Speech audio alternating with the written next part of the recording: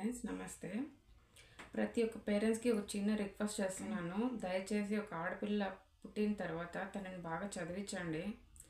So లైఫ్లో తను settle అయిన తర్వాత పెళ్లి చేయండి. సో పెళ్ళి తర్వాత భర్త పైన ఆధారపడాల్సి వస్తుంది, లేదా అత్తామామల పైన ఆధారపడాల్సి వస్తుంది, లేదా పేరెంట్స్గా మీ పైన ఆధారపడాల్సి వస్తుంది. సో తన లైఫ్లో సెటిల్ అయ్యి తర్వాత పెళ్లి చేయండి దయచేసి.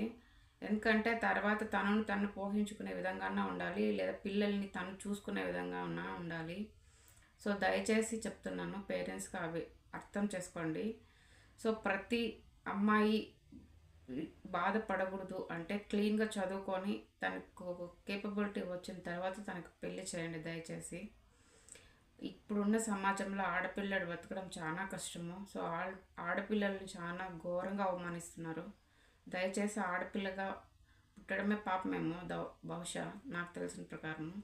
సో ఆడపిల్లలు పెళ్ళి తర్వాత తన పైన తాను నిలుచుకొని తన పిల్లల్ని తన కుటుంబాన్ని చూసుకునేప్పుడే పెళ్లి చేయండి దయచేసి. Thank you.